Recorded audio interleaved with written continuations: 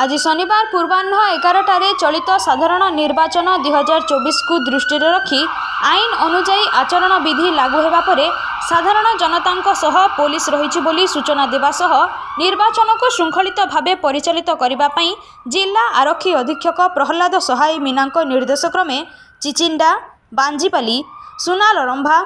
बघियापाली और भेड़न एरिया रे police flag march अनुष्ठित हो जाइछि।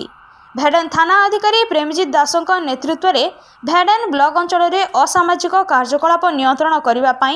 तथा अंचल में बूथ गुड़िकर भोटर जेपरी कौनसी भाव प्रभावित न हुंतु एथिपाई संपूर्ण प्रस्तुति उपरे तीक्ष्ण नजर रखा सह कौनसी राजनैतिक दल जेपरी साधारण जनता को टंका और अन्यान्य सामग्री दे प्रलोभित लोभ देखाई प्रभावित न करि पारंती एहा उपरे नजर रखा फ्लैग मार्चर मूल उद्देश्य।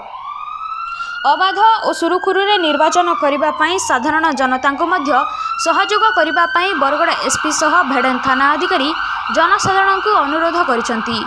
आगामी दिन में कौनसी अप्रीतिकर सृष्टि न हेबापई असामाजिक व्यक्ति पुलिस को कड़ा नजर रखिबा